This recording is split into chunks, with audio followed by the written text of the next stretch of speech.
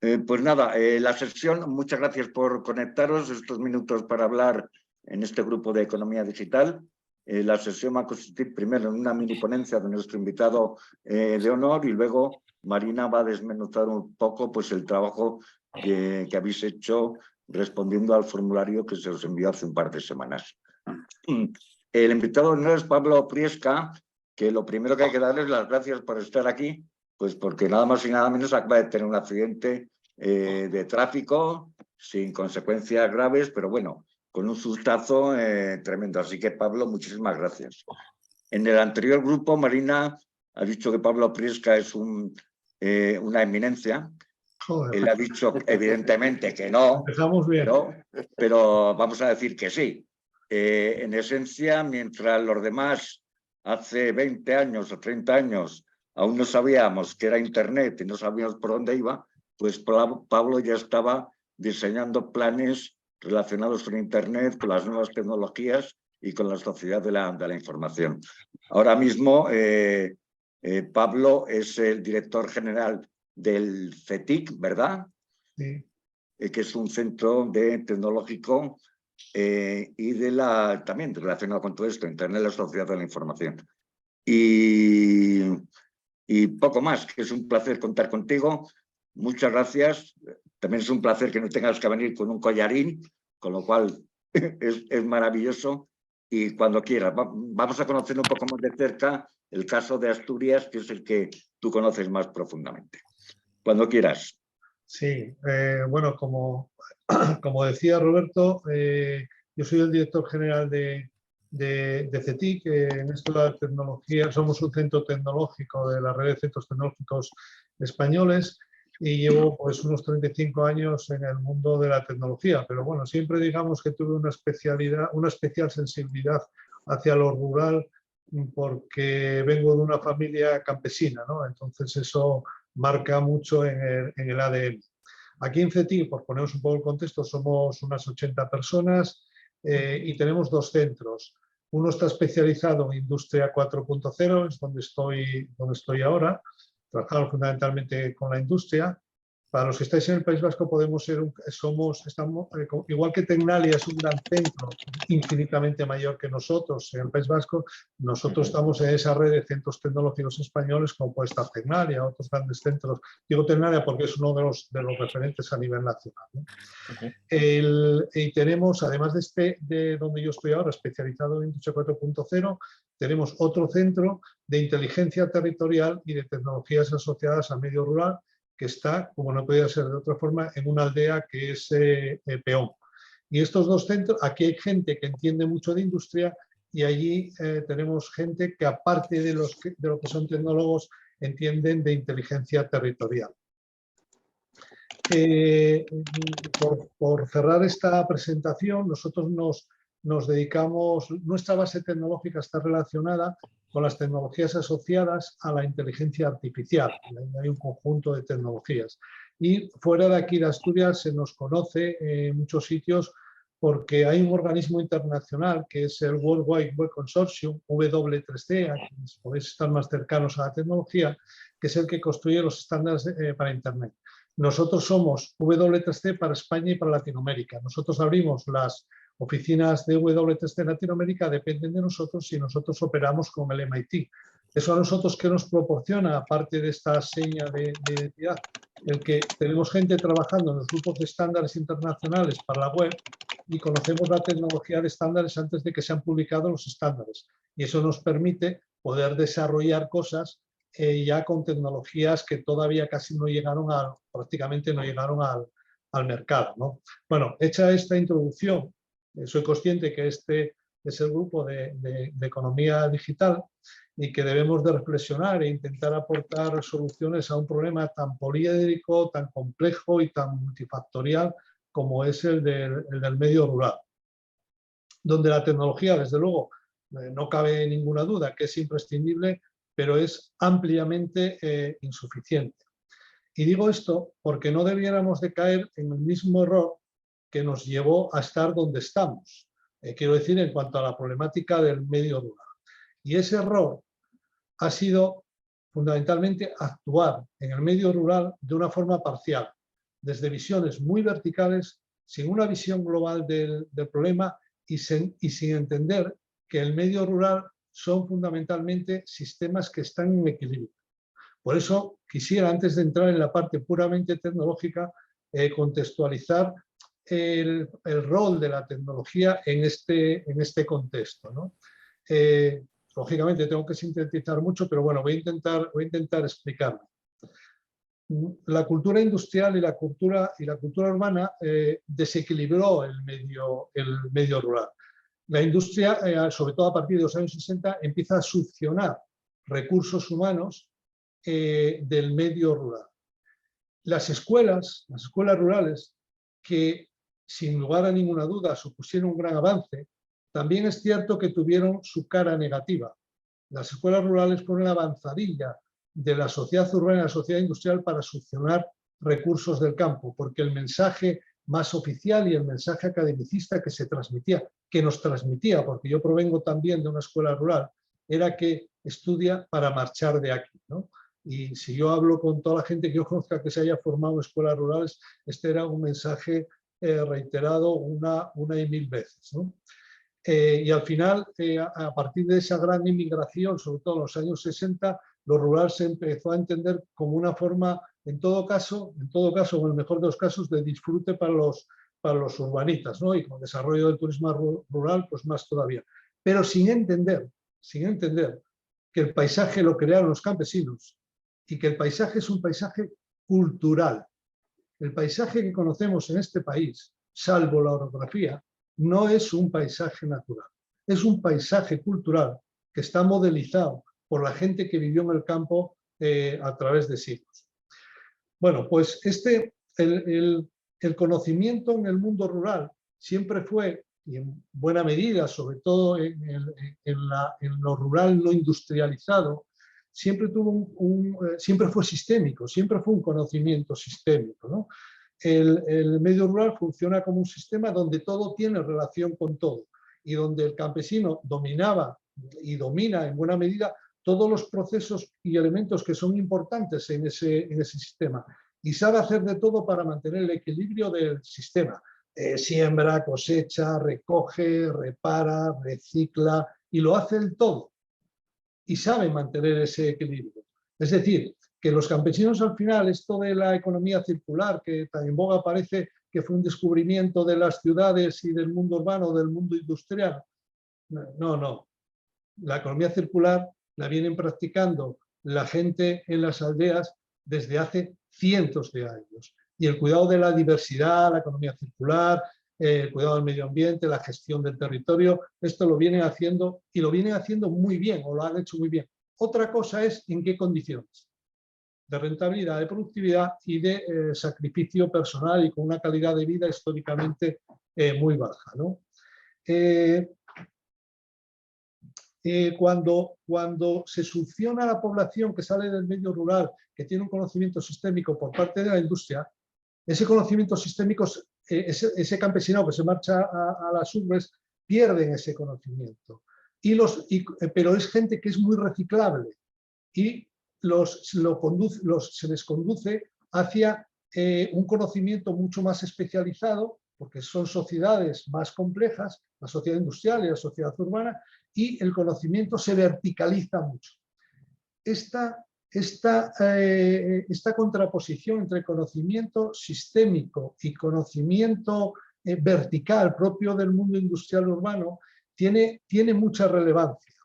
Y tiene mucha relevancia porque esa verticalización del conocimiento en la industria y en el mundo que conocemos, esa verticalización, la industria lo pasó y fue adoptado por las administraciones. Y las administraciones, por la complejidad de la propia sociedad, fue organizándose en departamentos verticales donde cada uno sabía de lo suyo, pero daba igual lo que hicieran los demás.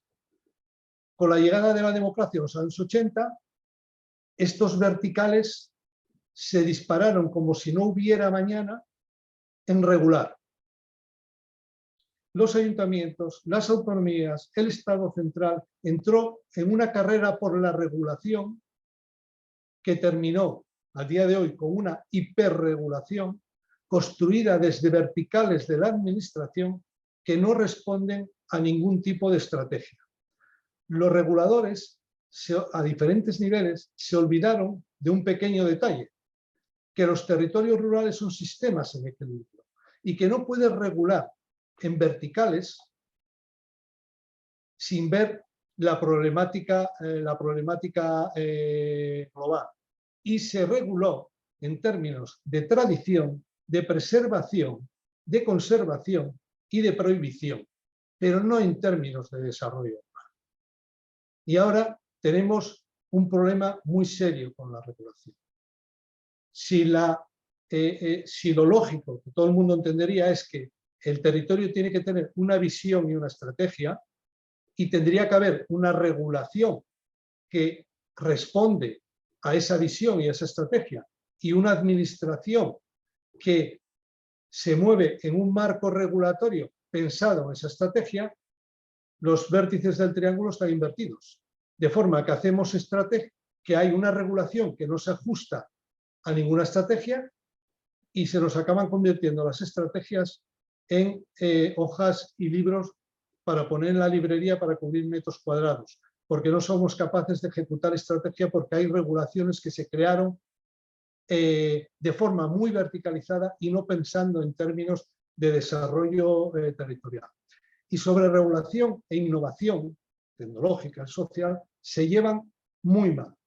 Son antagónicos. La sobreregulación, evidentemente siempre tiene que haber regulación, eso es indudable, ¿no? El problema es cuando hay una hipertrofia en la regulación. Sobre todo los que tenéis responsabilidades públicas como alcaldes o estáis en ayuntamiento, esto lo tenéis que sufrir de una forma increíble. La sobreregulación es el respeto de la norma, pero es que la innovación es la ruptura de la norma. Y hay una relación inversamente proporcional entre regulación e innovación. A mayor regulación, a hiperregulación, la capacidad de innovación es mucho más pequeña. Y cuando el entorno está regulado, porque eso es evidente que tiene que ser así, pero está más ajustado a lo que son las necesidades territoriales, las capacidades de innovación aumentan. Os voy a poner un dato para que veáis cuál es la situación en este país. Alemania publica en torno a 8.000 páginas anuales de BOEs, para entendernos, a diferentes niveles. Estatal, en los, no recuerdo cómo se llaman, los Länder creo que son en Alemania. España en torno a 600.000. Se ha entrado en una carrera aditiva y adictiva con el tema de la regulación. Aditiva porque se regula constantemente y no se deroga prácticamente nada.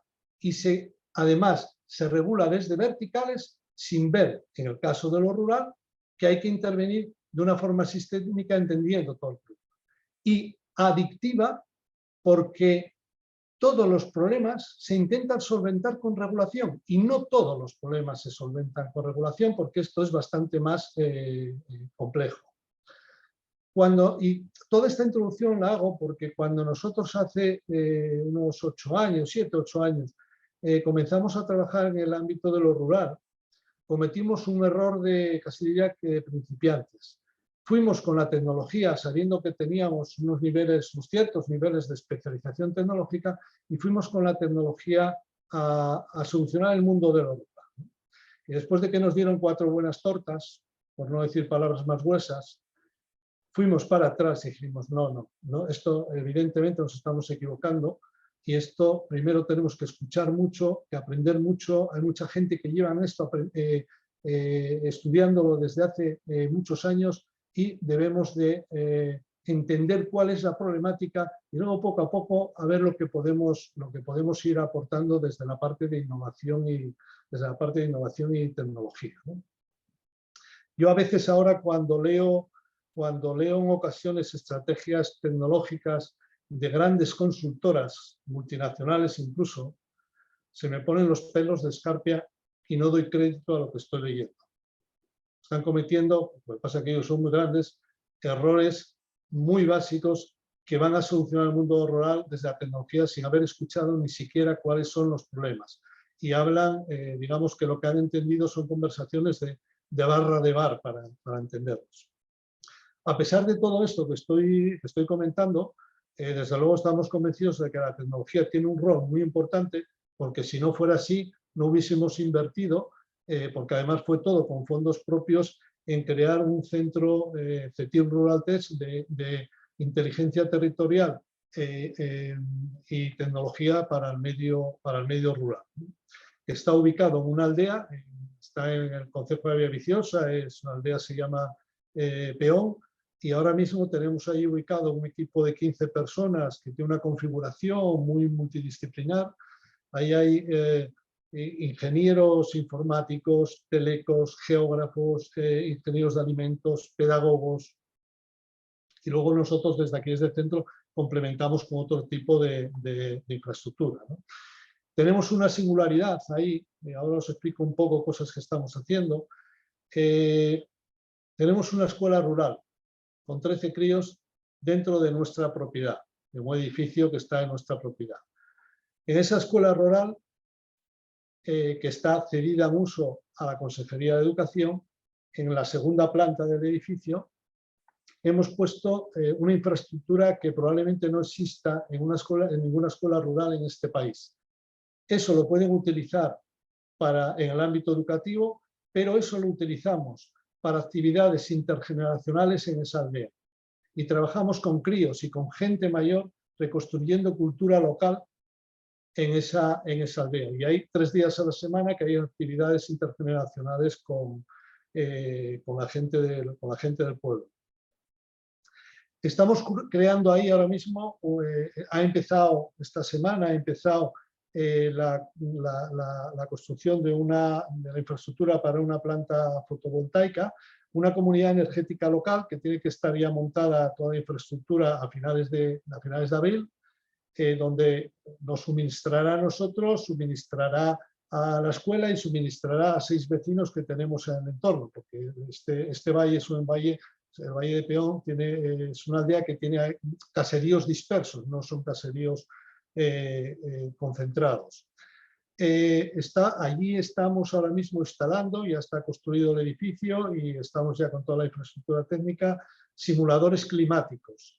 Simuladores climáticos son 3 simuladores climáticos donde nosotros reproducimos el clima y lo que hacemos es experimentar tecnología en cultivos para intentar ver cuál es la tecnología que mejor se ajusta al control y a la mejora de cultivos que se dan en este caso en Asturias. Empezaremos con arándanos y con fabas, que es lo que ahora mismo estamos allí plantando. Y ahí mantendremos el control de los climas a todos los niveles, incluida la luz. Nosotros generamos la luz de ese simulador, la temperatura, hasta con cámaras estamos controlando el crecimiento de las raíces. Estamos desarrollando aplicaciones en blockchain.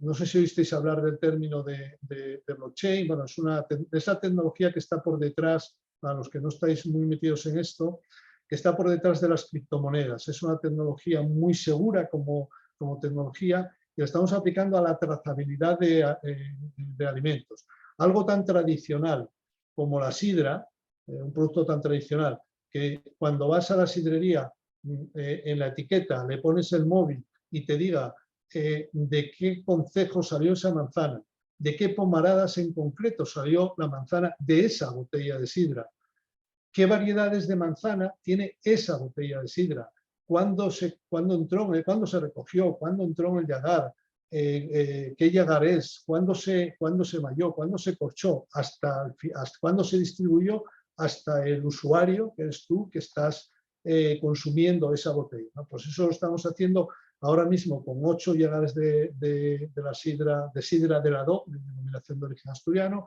Esto mismo lo estamos haciendo con el kiwi, con la DOC del kiwi, y lo hemos hecho también con una empresa de queso de Cabrales. Estamos desarrollando, o hemos terminado de desarrollar, realidad virtual para cuevas prehistóricas que no se pueden visitar, pero que forman parte de ese atractivo turístico que hay en algunos casos aquí en Asturias, o una cueva de Cabrales, del queso de Cabrales, que yo creo que la Comisión Europea, si ve dónde se cura el queso de Cabrales, igual hasta lo prohíben, ¿no? Porque no cumple ninguna de las condiciones que pueden establecerse en documentos hechos desde Bruselas y quedarían alucinados. Yo creo que ellos, los evaluadores, no se atreverían ni a entrar siquiera en una cueva de Cabrales y quedarían absolutamente alucinados. Pero el queso de Cabrales es de referencia mundial y bueno, pues ahí está, ¿no? Estamos desarrollando sistemas de inteligencia artificial para empresas rurales con proyectos de muy diverso tipo. Me centro fundamentalmente en uno, que puede ser más llamativo, ¿no? Que son vallados virtuales para el pastoreo de montaña.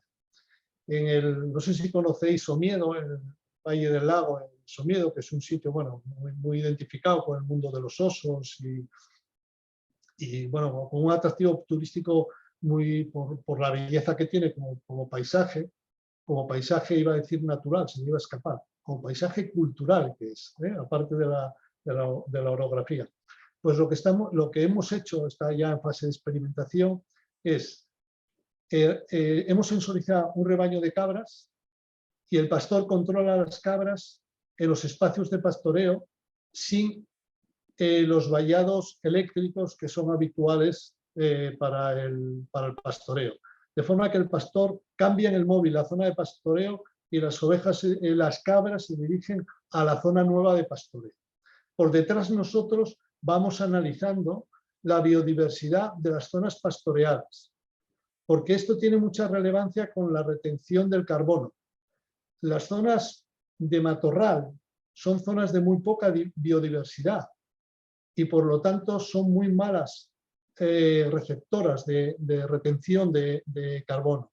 Sin embargo, las zonas de alta biodiversidad y las zonas pastoreadas son zonas de alta biodiversidad, tienen una capacidad infinitamente mayor para la retención del carbono. Bueno, es un experimento que estamos haciendo ahí muy curioso. Es decir, que a pesar de todo lo que decía anteriormente, de que nos lo pone muy difícil para buscar los huecos de innovación por el tema de la regulación, al final pues siempre acabas encontrando algún hueco por el que colarte, ¿no? Es decir, que la tecnología, claro que aporta y de una manera muy clara a ser un elemento importante en la solución del problema. Si tuviera que aventurar lo que aportará la tecnología al mundo rural en los próximos años y entendiendo que no es lo mismo una agricultura industrializada que una agricultura familiar de pequeñas explotaciones en extensivo o de pequeñas explotaciones agrarias de producción agroalimentaria en el norte de España, que es muy similar, Galicia, Asturias, Cantabria, incluso el norte de Aragón, puede ser muy equiparable, en cierta medida también el País Vasco. Claro, este tipo de economías tienen muy poco que ver con economías agrícolas en Córdoba o en Almería, ¿no? Pero bueno, si tuviera que aventurar por dónde irían los tiros, ¿qué podría decir? Pues que los territorios tendrán una conectividad global a corto plazo. La conectividad global de los territorios no es un problema técnico. El problema técnico está resuelto. Es un problema de que las operadoras no les interesa porque no hay negocio. Bien, pero si no hay negocio, ahí es donde deben de entrar las administraciones públicas. La tecnología existe. Es más, a nivel mundial, hay dos iniciativas a nivel mundial, que una de ellas ya está en funcionamiento, nosotros disponemos de esa conectividad aquí en Peón, no sé si la conocéis, es la de satélites de órbita baja de Starlink.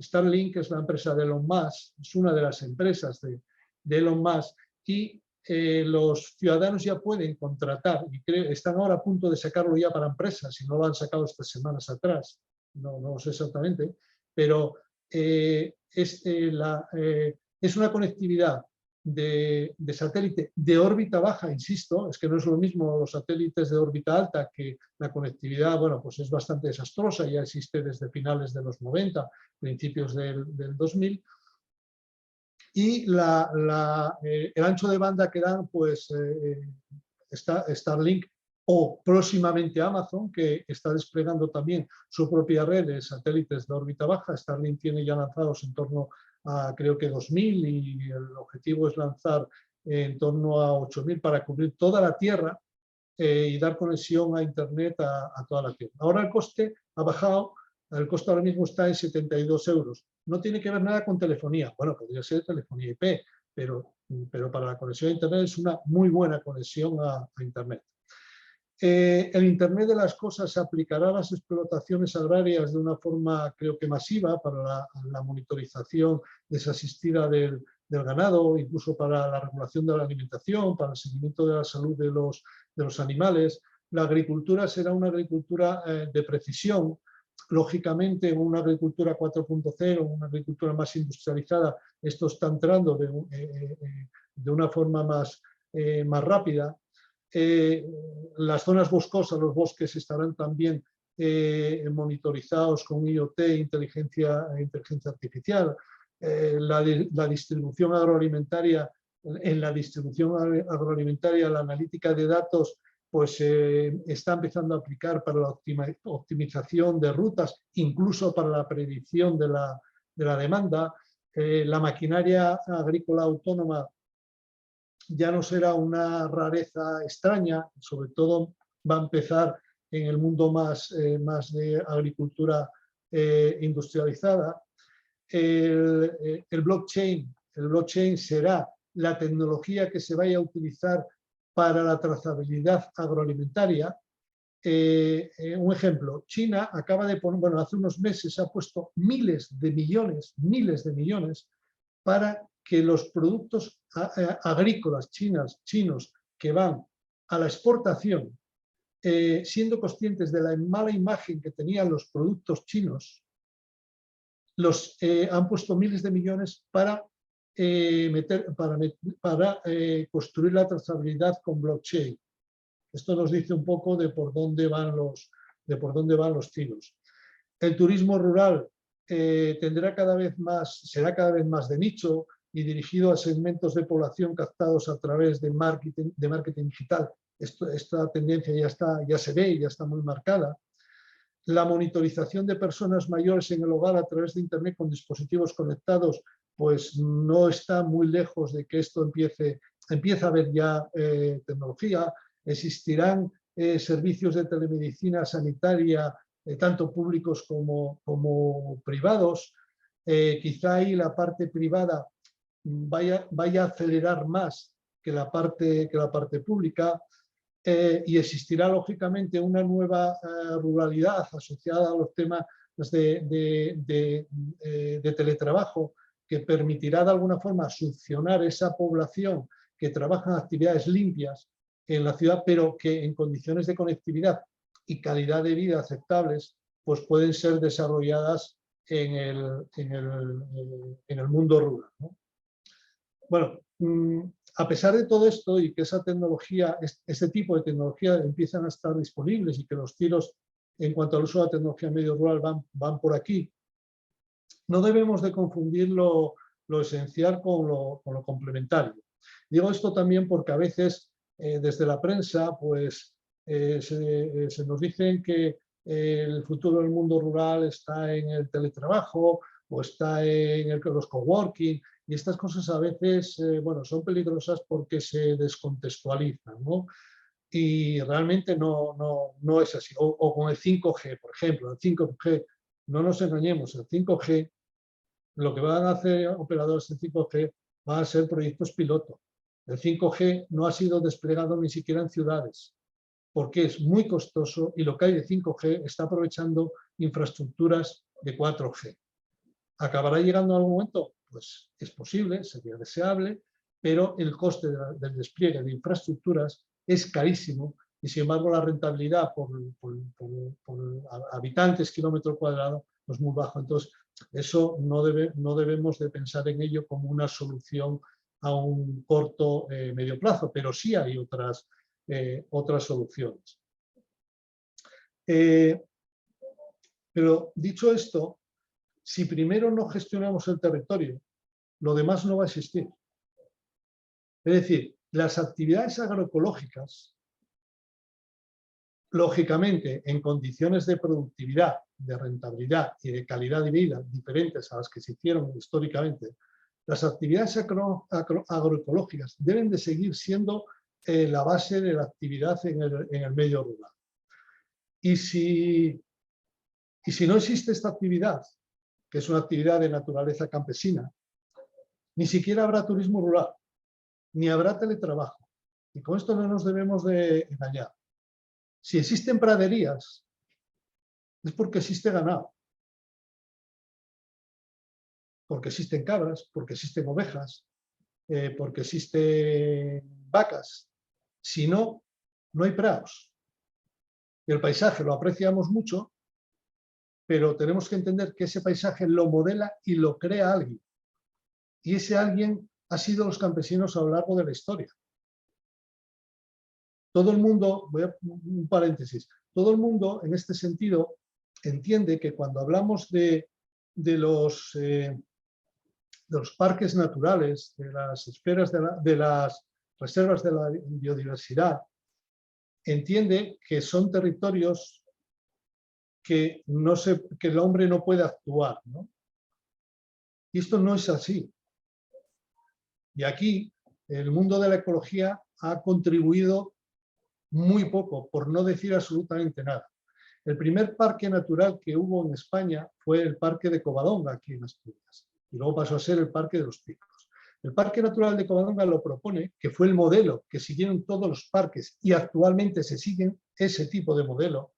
El Parque Natural de Covadonga lo crea el Marqués de Villaviciosa porque era un inversor en la industria de la minería, un gran inversor en la industria de la minería, y se dio cuenta, él era un hombre que le gustaba mucho el monte, se dio cuenta que cuando la minería entraba en un territorio, destrozaba el territorio. Pasó en Asturias, aquí en la cuenca minera, tenía inversiones también fuera de España, fundamentalmente en la minería. Y entonces, como le gustaba el monte, propuso crear un sitio donde el hombre no interviniera. Y ese fue el Parque de Covadonga. Pero de lo que no fue consciente era que el paisaje de Covadonga había sido creado por los pastores de los picos de Europa, de Covadonga de los picos de Europa. De eso no fue consciente. Bueno, pues ese modelo de parque que fue creado ahí... Carolina, urgentemente. Parece ser que hay un documento dentro de lo que es la oferta presentada que falta, que no es... Alguien tiene el micro por ahí abierto. Creo, ¿no? Ya está, ya lo han apagado, Pablo, disculpa. Vale. Bueno, decía que él no fue consciente en ningún momento de que ese paisaje era un paisaje creado por los pastores de los picos de Europa. Claro, en los picos de Europa, a los pastores actualmente, que tienen que estar meses en las majadas, no les dejan poner una ducha. Y les están exigiendo que vivan en condiciones del siglo XV. Claro, ¿de qué estamos hablando? Esta es esa normativa, o son ejemplos de esa normativa. En definitiva, en cualquier caso, yo no tengo ninguna duda que la tecnología es un aliado muy relevante para la construcción de nuevas ruralidades, porque al fin y al cabo de lo que se trata es de hibridar ese conocimiento campesino que puso en práctica la economía circular, la biodiversidad, que gestionó el territorio, que creó el paisaje que conocemos, hibridar ese conocimiento con la innovación tecnológica y con la innovación social, pero que el resultado sea una mayor productividad, una rentabilidad y una calidad de vida en el medio rural, ¿no? Al final, nosotros vivimos en territorios que nos permiten hacer 6 cosas, y esto hay que conseguirlo en el medio rural. Y la tecnología juega ahí un papel determinante para conseguirlo. Tenemos que conseguir cubrir donde vivamos 6 funciones básicas, que son la vivienda, el trabajo, el acceso a educación, servicios de salud, aprovisionamiento, el poder comprar y el acceso a cultura, ocio, descanso.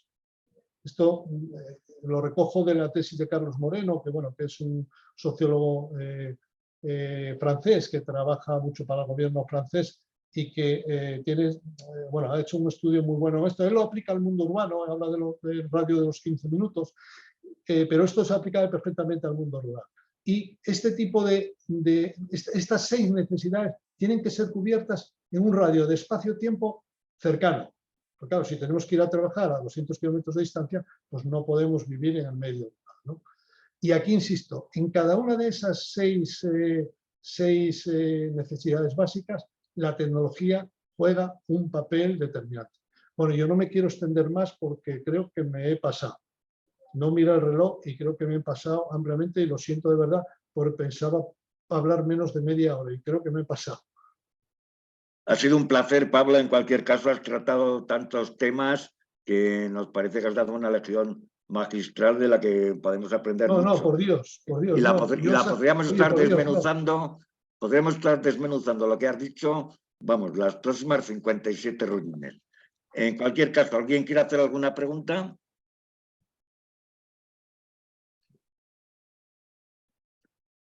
Nada.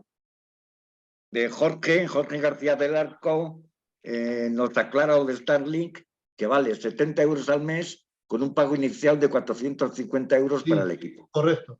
Exactamente. Si no bueno, Marina, pues 350, 400, pero sí. Marina, tu turno entonces. Bueno, yo es que creo que estoy sin palabras. Pablo, muchísimas gracias porque coincido con Roberto. No es que sea inspiradora tu charla, es que nos da muchísimo trabajo, porque ahora yo veía a los compañeros ahí tomar notas y es que realmente era para tomar apuntes, ¿eh? Pero si yo aprendo de gente como vosotros, si todo esto lo construyo escuchando gente, leyendo y bueno, y la experiencia de unos cuantos años ya metido en este mundo de la tecnología, que por otra parte es muy endogámico, y ver contextos globales les cuesta.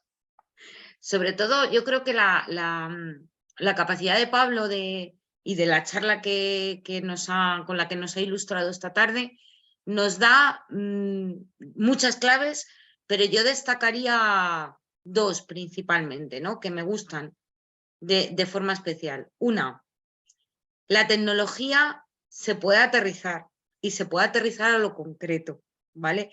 Muchas veces cuando pensamos en tecnología nos asusta, y nos asusta porque la tecnología también, y seguro que Pablo coincide conmigo, Pablo, que no es de formación tecnólogo, pero ya veis lo que sabe de tecnología, ¿eh? Porque al final es una persona que ha desarrollado toda su vida profesional en el mundo de la tecnología y se ha hecho un conocedor de ella al máximo, pero le da ese toque humanista que quizá le falta un poco a los tecnólogos de pedigrí, ¿no? Que podríamos llamar, ¿eh? Pues porque precisamente siempre hemos defendido que la tecnología tiene que ser un medio, pero no un fin en sí mismo, sino un medio para conseguir según qué cosas, ¿vale? Y él ha dado una serie de ejemplos maravillosos de cómo conseguir esas cosas a través de la tecnología y de cómo impactar con la tecnología en cuestiones que se tocan y que las tocamos todos los días y que tienen que ver con el medio rural, ¿no? Entonces yo creo que esa es una de las líneas que yo destacaría de su intervención y que creo que nos puede inspirar a todos. Y la otra es esa experiencia acumulada de llevar a cabo proyectos en el terreno. Yo le decía antes a los otros equipos con los que hemos mantenido las reuniones previas y bueno, y ahora vosotros también, ¿no? En este grupo, en este G100 Cooperación, hay un sello distintivo que ya nos anunciaba Joaquín cuando nos lanzó el lazo a todos para entrar en este G100, y es que había que pasar de las musas al teatro, ¿no? Había que, de alguna manera, convertir la filosofía en la que ya llevamos muchos años, convertirla en cosas que se pudieran tocar. Y que estuvieran ahí. Sí, hay dime. una pregunta, además, que yo creo que la ha puesto Moisés Israel, yo creo que es muy relevante para preguntarle a Pablo Priesca, basado en lo que estás diciendo tú, es si hay alguna documentación o algún tipo de enlace, como ha comentado él, ¿no? Donde se puedan ver un poco la descripción de esos proyectos que has comentado, Pablo. Sí, a ver, mira, en nuestra web, que está ahora en proceso de cambio, pero en nuestra web hay una parte que es CETIC Rural Tech, y ahí explica la historia de CETIC Rural Tech, y la historia es una historia de 180 años. Y es una historia muy curiosa. Yo le regalé un libro a Joaquín, no sé si le echaste un vistazo, Joaquín, de la historia de esto, y nosotros formamos parte de esta parte final de esta historia de 180 años, ¿no? Esto tiene que ver con el mundo de los indianos. Un indiano de esta aldea de Peón marchó con 14 años para Cuba, hizo muchísimo dinero y cuando murió, que no tuvo hijos, dejó 600.000 pesetas en 1915 para crear una escuela práctica de agricultura en esta aldea. Esa escuela práctica de agricultura se hizo poco antes de la Guerra Civil, estuvo funcionando después de la Guerra Civil y los estatutos se hicieron en La Habana en el año 37, en plena Guerra Civil, y decían que las asignaturas que había que dar, y eran asignaturas como nuevas tecnologías agrarias, nueva economía agraria, en el año 37 en España. Nuevos tipos de cultivos, bueno, eran algunas asignaturas que aquí sonaban a indio, a chino mandarín, vamos, porque no, de esas cosas aquí no se hablaba. Esta escuela práctica de agricultura estuvo funcionando durante años y nosotros recogemos ese espíritu y llevamos ese espíritu al siglo XXI.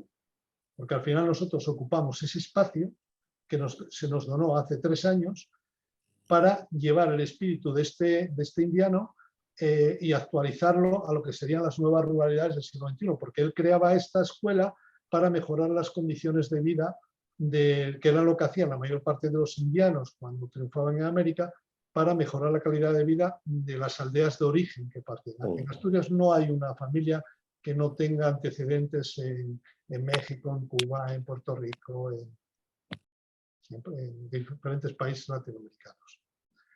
Voy a hacer un comentario. Bueno, en la documentación que podéis tener ahí hay muchos proyectos, están los proyectos, hay fichas de proyectos donde podéis ver el tipo de proyectos en los que estamos. Quizá las actividades asociadas a un proyecto que son las de Aldea Cero, donde están los vallados virtuales, donde están las actividades intergeneracionales, donde está la comunidad energética local, y donde está el tema del blockchain de la sidra. Creo que están todas aglutinadas bajo, son acciones dentro de un proyecto de Aldea Cero. Quisiera hacer un comentario antes, Marina, comentaste el tema del factor humano y tal. Hace 3 años nosotros nos organizamos por unidades de conocimiento, fundamentalmente tecnológicas, pero creamos una unidad de conocimiento que se llama de factor humano. ¿Por qué? Es una unidad de conocimiento transversal. Cuando los tecnólogos plantean soluciones técnicas, alguien tiene que pensar en el usuario. A veces hemos planteado soluciones técnicas que van a ser utilizadas por personas mayores y cuando llegamos decimos, oye, esto es un fracaso, ¿qué es esto? Pues está hecho desde la mentalidad del ingeniero. Entonces, la unidad de factor humano está formada por psicólogos y pedagogos y son los que tienen que validar y los que tienen que hacer las preguntas y las orientaciones para que esa tecnología sea posible utilizar por las personas a quien va destinadas. En otras veces, y también interviene esta unidad de factor humano, es tecnología para utilizar por gente que está en la industria.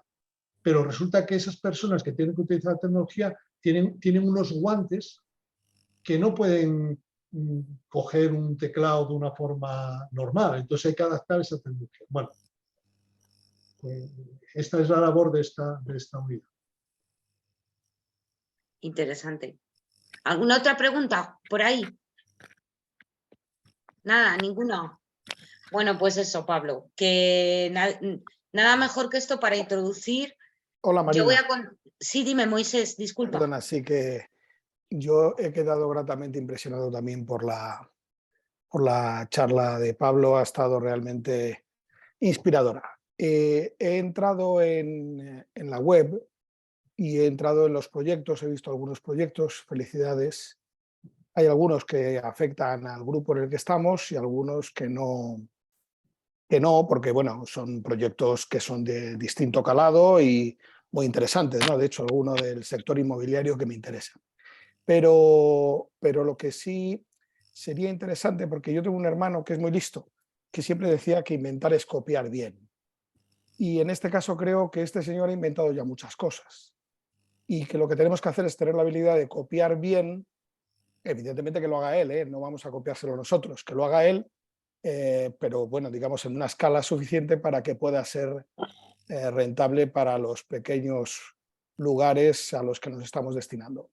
Entonces sí que sería interesante tener algo de información sobre los resultados de esos proyectos, que eso sí que no lo he visto, o por lo menos a lo mejor no lo he visto con el suficiente detalle, pero no he visto el resultado de los proyectos, porque a partir del resultado de los proyectos podremos replicar ese tipo de modelo para cumplir los objetivos que tenemos, que es la aplicación de la tecnología y del mundo digital en el entorno en el que nos encontramos. Gracias. Sí, Gracias, mira, por darte al menos parte de respuesta. Muchos de los proyectos que nosotros hacemos ahí, los hacemos y que están ahí publicados, casi diría la mayor parte, son contratos con empresa. Y la empresa nos pone el problema y nosotros tenemos que resolver ese problema. Y nuestras empresas suelen ser concurrentes, es decir, recurrentes, perdón, que repiten con nosotros en nuevos contratos y nos convertimos en su agente de innovación tecnológica, ¿no? Entonces, ese resultado es para solventar un problema con empresas. Nosotros no publicamos después, es la empresa la que, hablando bien o mal de nosotros, la que dice si está satisfecha. Otros proyectos son proyectos piloto. Son proyectos donde nosotros estamos experimentando, porque son proyectos de innovación. Por ejemplo, este ejemplo que os ponía de los vallados virtuales es un proyecto piloto. Estamos contentos con él, pero está en fase de experimentación. No sabemos todavía lo que puede dar de juego ese proyecto, ¿no? Y hay una parte que sí es relevante y tiene que ver con lo que comentas. Hay una parte de nuestra actividad en la que no desarrollamos tecnología. Nosotros tenemos 7 personas trabajando en territorio que dependen del centro de peón, que están en territorios de naturaleza rural, trabajando y asesorando a pequeñas pymes en la incorporación de tecnología a los procesos de negocio. Pymes que pueden ser de un trabajador, o de 3 o de 5 trabajadores. Nosotros trabajamos desde hace ya muchos años con una media de 1.500 empresas en Asturias anuales, en proyectos de asesoramiento, donde nosotros no les ponemos la tecnología, porque pueden utilizar tecnología de mercado, pero la tecnología les genera desconfianza.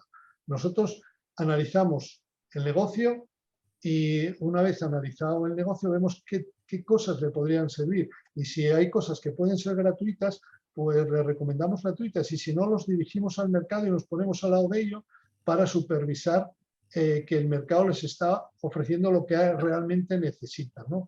Pero si nosotros les pusiéramos tecnología, lo hacemos porque lo que necesitan es tecnología de mercado, seríamos arte y parte, porque los enfocaríamos hacia lo que nosotros hacemos, ¿no? Y eso no puede ser.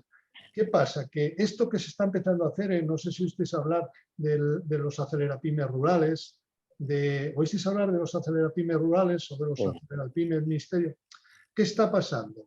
Que las empresas que entran a concurrir en este tipo de convocatorias están contratando recién titulados y ponen a recién titulados que hay que darles oportunidades, sin duda, a interactuar con empresas.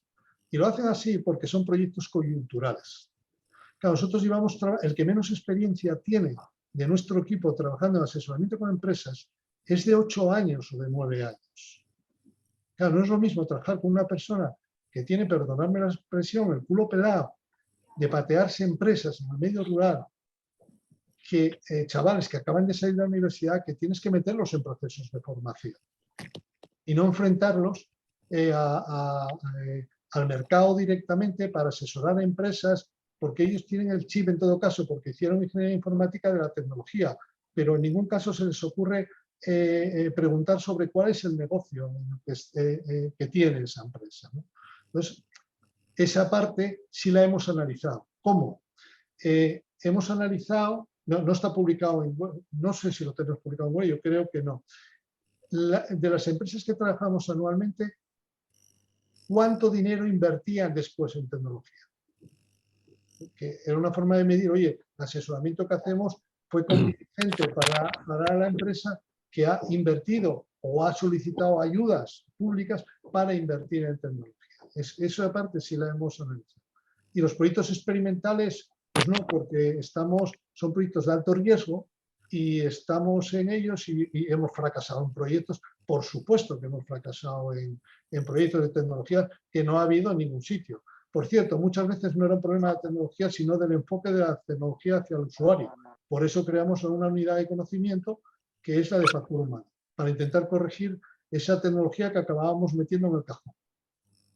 Pero un poco yendo a lo de las musas y el teatro, que me ha gustado mucho de Marina, si fuera posible entender cuáles son esos proyectos replicables, pedirle a esas marcas que son al final clientes que lógicamente tienen que cederte la información para ver el resultado que se ha obtenido, para poder intentar replicar en estos ayuntamientos que tenemos en el G100, para ver si realmente esa réplica puede tener un coste sostenido y que puede ser replicable a las distintas localidades rurales de las que estamos hablando. Esa información creo que podría ser interesante, siempre y cuando fuera posible, lógicamente. Yo si me permites contestar un poco, Pablo, te he robado la palabra. Contestar yo a Moisés un poco a nivel casi de enfoque de proyecto, ¿no? Nosotros vamos a copiarnos vilmente de lo que ha hecho Pablo. Es decir, que desde este momento lo ha contado públicamente, esto ya es dominio público, es Creative Commons, ¿no? Y entonces a partir de aquí lo vamos a copiar lo que podamos.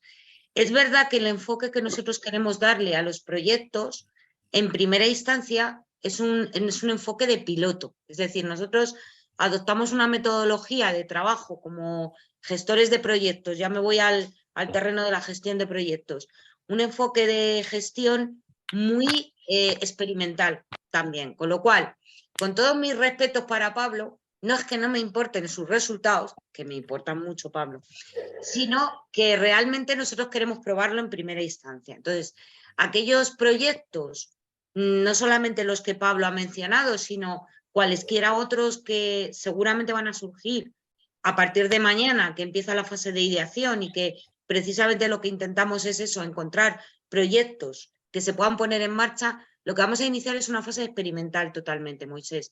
Es decir, vamos a intentar llevar a pequeña escala, muy pequeña, dentro de lo que son la Red Nacional de Pueblos Acogedores, esos proyectos. En uno, en varios, ojalá en muchos.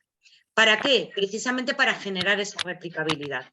Pero generar esa replicabilidad a partir de nuestros propios resultados.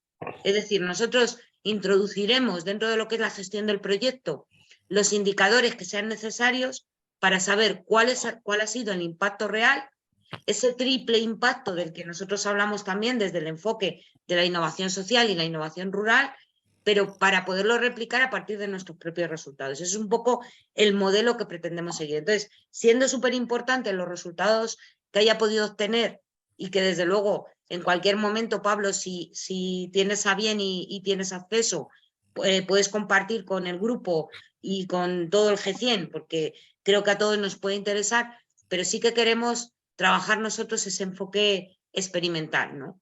Porque queremos que nazca, o sea, al final, entre comillas, queremos crear, ¿no? Crear copiando, por supuesto, yo también soy de tu opinión. O sea, la mejor forma de innovar es copiar, ¿no? Pero copiar mejorando, Pablo, si me permites, ¿eh? Sí, así debe ser. No, esto le decimos siempre a los emprendedores. Yo no sé si alguien más quiere comentar algo o paso a compartiros. Sí, Joaquín. Sí, yo quería agradecer a Pablo la exposición que ha hecho. Bueno, Pablo es una de las personas más competentes que hay en este país para hablar de lo que ha hablado, ¿no? De tecnología y de mundo rural. La experiencia de Asturias nos parece muy extrapolable, un poco en la línea de lo que decías tú, Marina. Yo creo que la tecnología se tiene que poner al servicio de las personas con las personas. O sea, todos tenemos ejemplos de proyectos tecnológicos perfectamente viables que por una razón u otra luego no han sido capaces, ¿no?, de popularizarse y de ser utilizados. Y le agradezco mucho su disposición y bueno, estamos seguros de que en las siguientes fases del G100 la experiencia de Pablo y sus proyectos nos van a ayudar mucho a identificar esos proyectos piloto, ¿no? Esas iniciativas que queremos poner en marcha. Este G100 tiene un objetivo muy concreto y es hacer cosas, ¿no? O sea, bueno, pasar del mundo de las ideas al mundo de los hechos. Creo que la fase de relato, ¿no?, en la que llevamos muchos años trabajando desde el Hueco, es una fase que ya está superada y ha llegado el momento de ponernos en marcha, ¿no? Un poco en la línea de lo que decía Moisés y de lo que decía, bueno, de lo que decía sobre todo Pablo, ¿no?, el del libro de los indianos. Yo he leído el libro de los indianos y la verdad es que me da mucha envidia, ¿no? Aprovechar ese conocimiento, ¿no?, de aquellos que se tuvieron que marchar y que os contaban, ¿no?, o venían, volvían luego a su tierra, ¿no?, y trataban de dar lo mejor de sí mismos. Creo que es muy extrapolable. Los sorianos sabemos mucho también de éxodo, ¿no?, y de diáspora. Moisés también sabe de diáspora y también tiene vinculación con Soria. Y creo que ese es uno de los principales activos que tenemos que aprovechar, ¿no? Ese conocimiento de nuestra gente en la diáspora y bueno, pues estar abierto, ¿no?, a ese conocimiento y sobre todo pues tratar de evitar aquello que decía Machado, ¿no?, de la Castilla miserable y hoy dominadora, envuelta en andrajos, desprecia cuanto ignora, ¿no? Yo creo que la clave es que los ciudadanos que seguimos viviendo en los pueblos y que vivimos en estas zonas deprimidas o despobladas, ¿no?, o escasamente pobladas, a mí no me gusta llamarles deprimidas, pues sepamos aprovechar el conocimiento de todos los que estáis fuera y conseguir sacar adelante esta tierra, ¿no? Yo estoy muy de acuerdo con lo que decía Pablo. Ha hablado casi de cuestiones políticas, ¿no? Ha hablado casi de liberalismo y demás. Yo creo que deberíamos ser un poquitín más liberales, ¿no?, en esas políticas, ¿no?, respecto a las zonas rurales, no solo en Soria, sino en otras zonas con el mismo problema en España. Creo que hay que dejar hacer y dejar pasar, ¿no? Y básicamente de lo que se trata en este G100, en la medida de nuestras posibilidades muy modestas, ¿no?, es eso, ¿no? Tenemos ahora mismo hay una confluencia de intereses que creo que deberemos aprovechar. Hay alcaldes y alcaldesas como Susana y Lidia que están por ahí que tienen muchas ganas de hacer cosas por sus pueblos. Tenemos empresas, sobre todo, que están absolutamente decididas a invertir en proyectos útiles, ¿no?, para los pueblos y sobre todo lo que tenemos en este G100 es un conocimiento y unas personas que atesoráis un conocimiento tremendo y es básicamente lo que queremos aprovechar. Entonces, os agradezco mucho a todos esta conversación que ha sido muy inspiradora y deciros que esto nos da muchísima energía y muchísima fuerza para seguir trabajando con el proyecto hasta el final. Luego os contaré, ¿no?, cuando terminemos, luego os contaré cuáles van a ser un poco los siguientes pasos. Pues muchas gracias, Joaquín. Os voy a compartir los resultados. Quiero que sepáis una cosa y es, vamos a enviar estos resultados, es un documento PDF y os lo vamos a enviar mañana, sin ir más lejos, ¿vale? Con lo cual vais a tener acceso a él. Hemos hecho un ejercicio de síntesis porque hemos recibido vuestros formularios y aunque hay una serie de cuestiones que aparecen de manera general, de una forma u otra en todos los cuestionarios, hemos hecho un ejercicio, pues intentar sintetizarlo y de intentar resumirlo en unas cuantas páginas para hacerlo accesible y para hacerlo legible.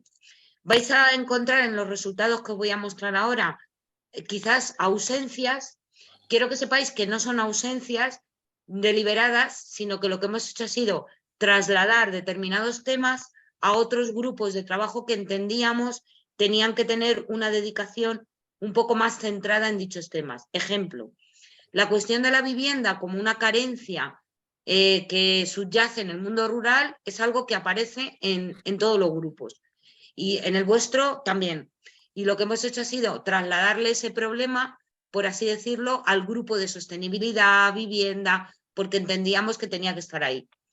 Nos hemos traído a este grupo todo lo que tenía que ver con conectividad, pero quiero que sepáis que absolutamente todos los equipos ponían como uno de los retos a abordar cómo conseguir la conectividad de las zonas rurales.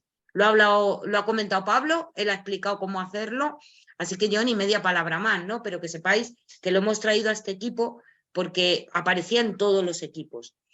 Así que, dicho eso, os voy a compartir pantalla para compartiros esos resultados.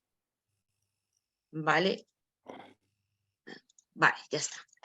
Perfecto. Bueno, pues en primer lugar, ¿qué hechos o circunstancias son las que describís? Esto es casi una enumeración de cosas, ¿no? Hemos aglutinado, pero es una enumeración de cosas.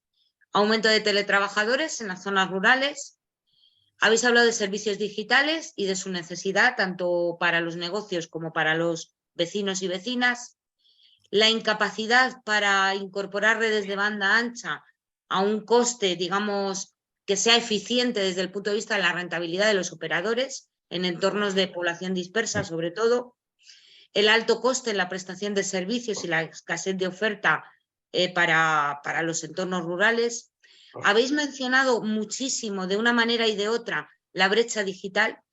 Habéis hablado de que existe una brecha digital, sobre todo teniendo en cuenta la edad media de la población de las zonas rurales, porque no es un problema asociado en sí a la zona rural, sino quizá a la cuestión del envejecimiento o de la edad media de la gente que vive en los pueblos.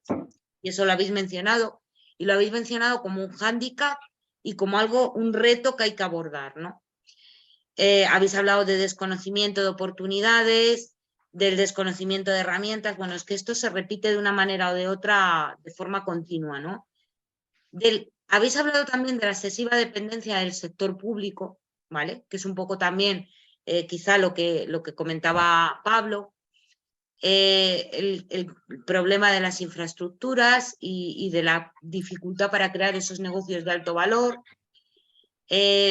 Mentalidad de los empresarios en la necesidad de digitalizar, es una vez más el tema del conocimiento. Ninguna interconexión entre el conocimiento en entornos rurales con las propuestas que pueden hacer que la tecnología mejore la vida de las personas, que también hemos hablado de ello. Bueno, pues como veis, mucho que tiene que ver con el desconocimiento, con la falta de, pues eso, la falta de información o la falta de conocimiento. Esos hechos derivan en una serie de consecuencias que hemos intentado también sintetizar en una serie de patrones, ¿no? Como son que existen a día de hoy, la tecnología, lo ha dicho Pablo, está ahí, existe, ¿vale? Pero que no resulta fácilmente accesible a la gente que vive en los entornos rurales. Habéis hablado también de ecosistema, de la dificultad para crear ecosistemas en entornos rurales. Y esos ecosistemas tienen que ver con la posibilidad de generar nuevas oportunidades de negocio, la posibilidad de formarse incluso o de utilizar servicios o de acceder a servicios conectados. Habéis hablado de relato. Esta cuestión del relato y de los referentes también aparece en todos los grupos. Todos los grupos han mencionado que el relato asociado a lo rural normalmente es un relato de fracaso y hay una necesidad de cambiar ese relato. Que sepáis que esa cuestión en particular la hemos trasladado al equipo de turismo, cultura y patrimonio, por entender que se trata de un tema de patrimonio inmaterial prácticamente y que por lo tanto son ellos los que tienen que tratar ese tema. La sensación generalizada de que no se puede o es difícil poner en marcha proyectos en el entorno rural que sean interesantes. Y bueno, pues quizá que existe pocas propuestas colaborativas que aprovechen la posible interconectividad que ofrezcan los servicios digitales. Habéis hablado de aspectos positivos, pocos, pero algunos también habéis mencionado, ¿no? Como es la evolución de la propia tecnología para construir infraestructuras cada vez más accesibles, de las capacidades que tienen los servicios digitales para incorporarse a la vida de las personas y cambiar la vida de las personas en positivo. Habéis hablado de propuestas de colaboración entre iguales, en redes de participación ciudadana, la capacidad para generar nuevos negocios que existen en el mundo rural, apoyándonos en palancas como son los propios activos que tenga el mundo rural.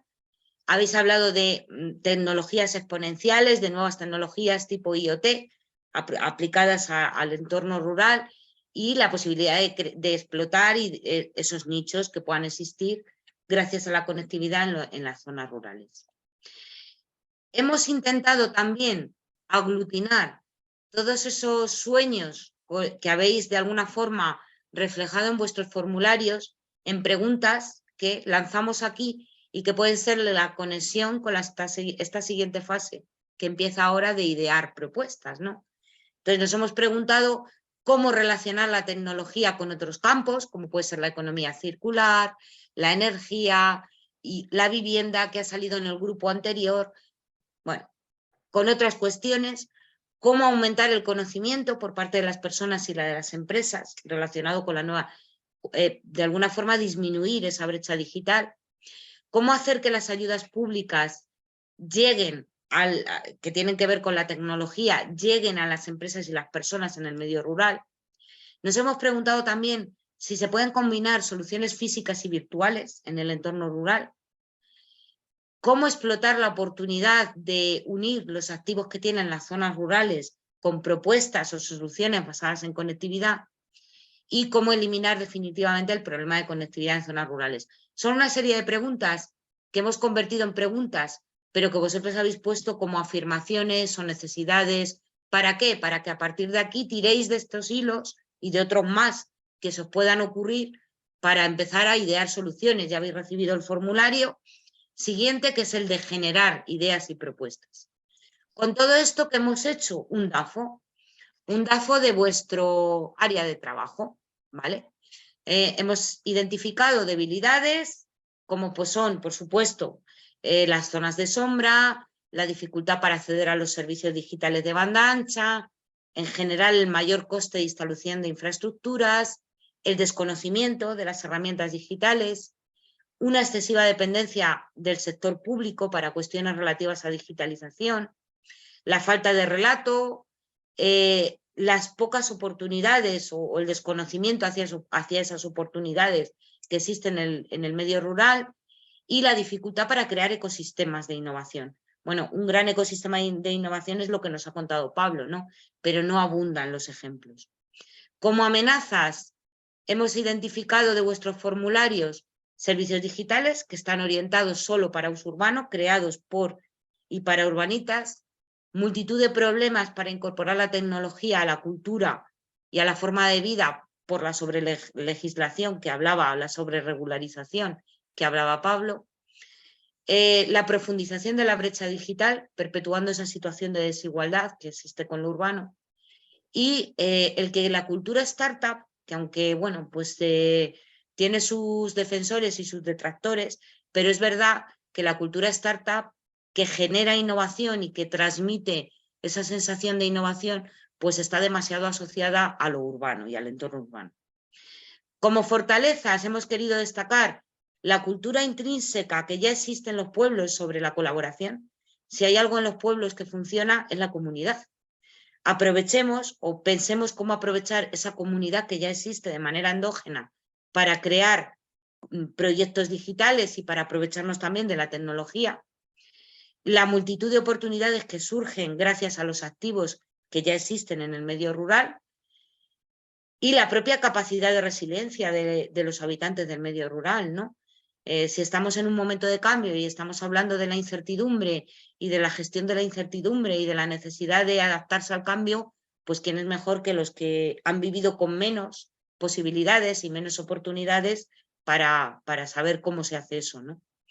Oportunidades que habéis destacado, posibilidad de acceso a nuevas propuestas de formación. O sea, la formación ahora mismo no debería de ser una barrera, el acceso a la formación no debería de ser una barrera con lo que nos proporciona la tecnología. El despliegue 5G, aunque ya nos ha dicho Pablo que bueno, que lo dejamos ahí entrecomillado, las posibilidades que ofrecen las nuevas tecnologías, como son pues, la IoT, el Big Data, la inteligencia artificial. Pablo ha mencionado realidad virtual o realidad aumentada, en fin.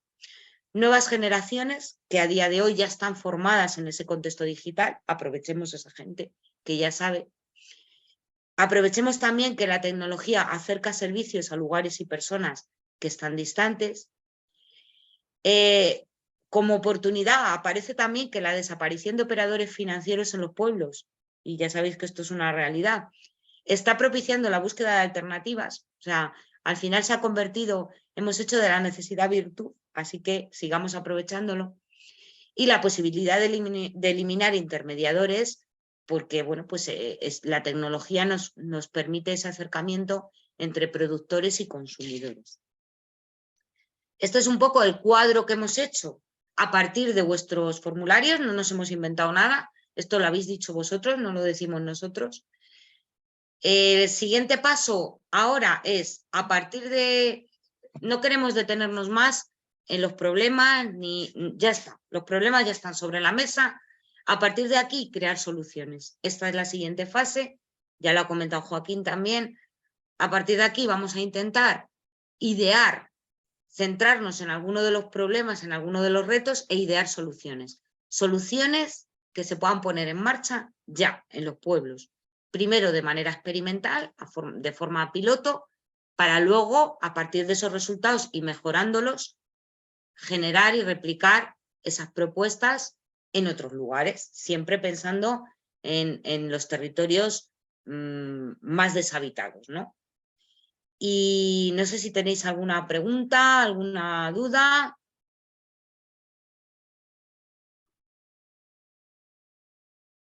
Nada, ninguna. Bueno, yo creo que es que Pablo nos ha dejado a todos ya sin palabras.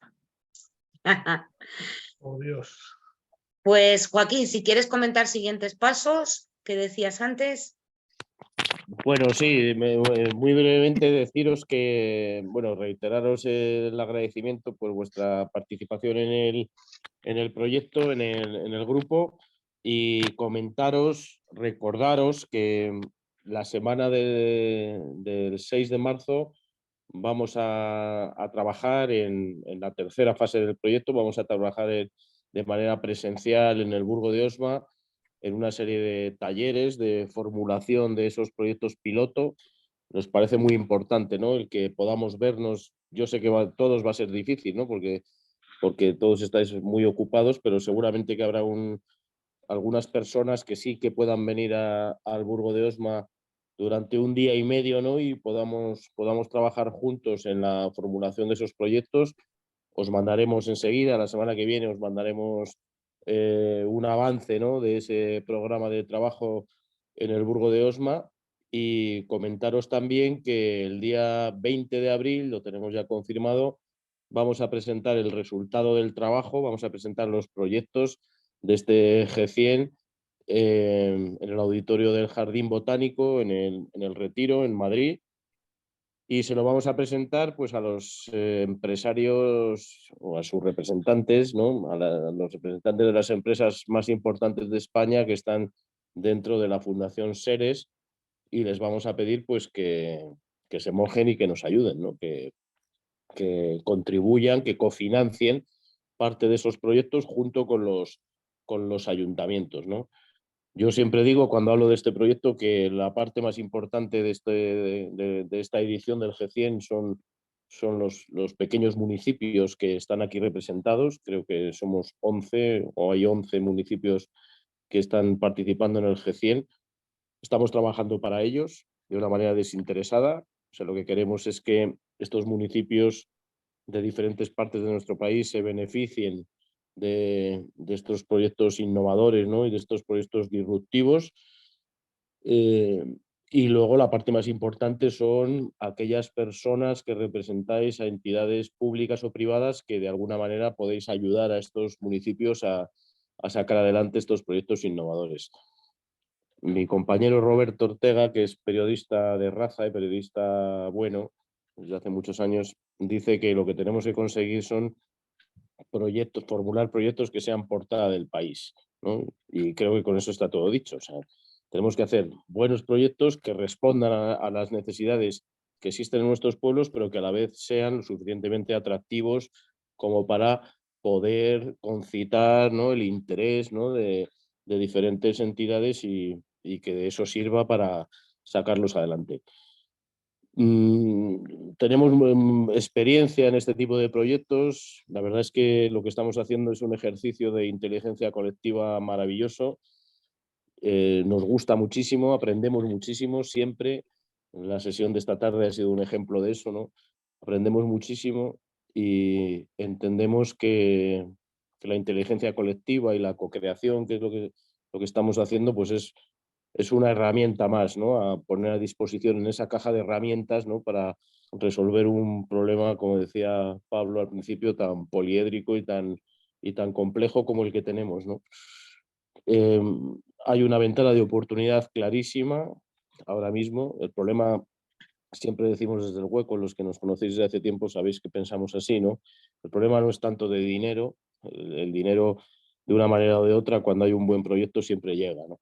El problema es más de, bueno, pues tratar de cambiar un poco esas mentalidades, ¿no? Y de abrirnos un poco a ese conocimiento y en este grupo más, ¿no? Abrirnos a la tecnología, abrirnos a lo que nos puede traer esa economía digital y, que los pueblos, nuestros pueblos, o por lo menos los pueblos que participan en el G100, se conviertan en un banco de pruebas, ¿no?, en un banco experimental de esos proyectos. Quiero agradecer a las alcaldesas que han participado esta tarde, a Susana, a Lidia, que ha estado por ahí, su interés y nada, y animaros a continuar. Cualquier cosa que necesitéis, ya sabéis que estamos a diario para ayudaros y para responder a vuestras consultas y a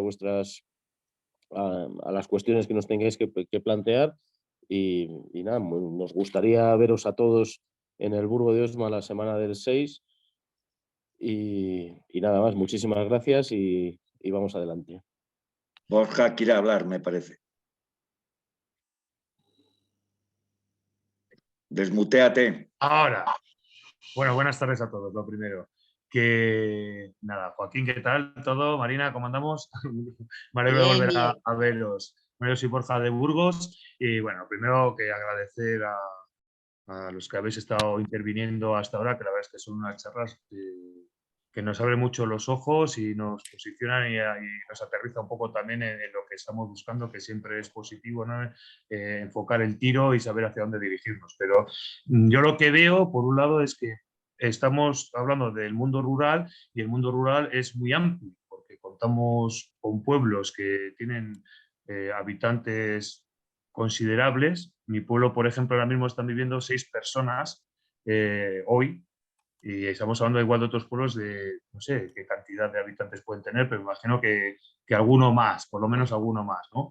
Entonces, creo que es interesante saber, o me gustaría saber un poco la opinión de los alcaldes y alcaldesas de esos municipios, de esa red de municipios donde pueden acabar los proyectos que planteemos, porque en el grupo en el que estamos trabajando ahora mismo hay una posibilidad de implementar proyectos muy diferentes, con un calado muy diferente, y yo creo que para centrar ese tiro de qué proyectos podemos, a través de nuestro grupo, llevar a cabo o hacerlos realidad en un municipio, pues igual es interesante conocer las necesidades de los pueblos con los que vamos a trabajar, pues para ver si realmente lo que vamos a proponer es lo que buscan ellos, ¿no?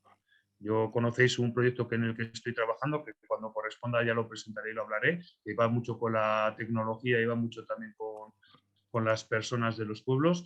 Pero bueno, yo creo que es interesante saber qué demandan las alcaldes y alcaldesas para saber también en qué dirección mover, ¿no? Era un poco esa una reflexión que quería compartir con vosotros. Gracias. Gracias, Borja. Es un poco lo que hemos reflejado. Hemos intentado que en los resultados del formulario, ten en cuenta que los alcaldes y alcaldesas son participantes que hemos llamado transversales. Eso quiere decir que ellos, en general, están asistiendo a todos los grupos. A veces pueden más, a veces pueden menos. Tenemos a gente que nunca falla, como Susana, y gente que, bueno, pues entiendo que a veces puede venir, a veces no, pero vamos a hacer llegar a todos ellos los resultados de los diagnósticos y, bueno, pues en esos diagnósticos están sus necesidades. De hecho, reflejadas también, porque han contestado a los formularios. Además, tengo que decir que todos han contestado a los formularios y han contestado a más de un formulario. Es decir, no solamente han contestado al formulario de economía digital, sino que han contestado a varios, por lo cual yo creo que tenemos un poco ese feedback, ¿no? De todas formas, como ha dicho Joaquín, en el trabajo que tenemos por delante vamos a tener mucha más ocasión de hablar con ellos. Así que seguro que sí, seguro que acabamos conociendo mucho más a fondo sus necesidades. Perfecto. Sí, más que nada es eso, porque el grupo en el que estamos es que abarca desde la inteligencia artificial hasta las mejoras de la calidad de vida de los habitantes a través de servicios comunitarios. Es súper amplio y que entiendo que de cada equipo de trabajo sale un proyecto, ¿no? Un proyecto único de cada equipo que luego se va a llevar a realidad, ¿no? O se va a presentar, como decía Joaquín, el 20 de abril, ¿no? Eso es. Vale, pues, ese es el objetivo. Pues, vale, pues me imagino que, claro, dentro de todo el abanico que habéis planteado aquí de posibilidades que ha dicho Pablo antes, que es súper amplio, pues bueno, no sé, centraremos el tiro, vosotros sois expertos, nos hacéis guiar y ver cómo hacerlo Intentaremos realidad. Equilibrar entre la utopía y la realidad, no te digo más. Claro, sí. No es difícil. Mucha suerte. Podéis contar con todos nosotros. Muchas gracias, Borja. Roberto. Pues nada, creo que despedirnos, ¿no? Que hemos quedado, que todo lo hacía Pablo, ¿no? Sí, en eso hemos quedado, básicamente. Oye, Pablo, muchísimas gracias. Esperamos verte mucho más por aquí, por supuesto en el Burgo y por supuesto en la presentación en Madrid. Ha sido un auténtico placer. Muchas gracias a todos y creo que nos vemos en un par de semanas, pues ya con más cositas por ahí, con algo más definido, con algo más de trabajo y entramos ahora en lo duro realmente. Así que muchas gracias a todos, un placer veros. Hasta luego. Gracias. Hasta luego, gracias. Adiós. Hasta luego. Gracias.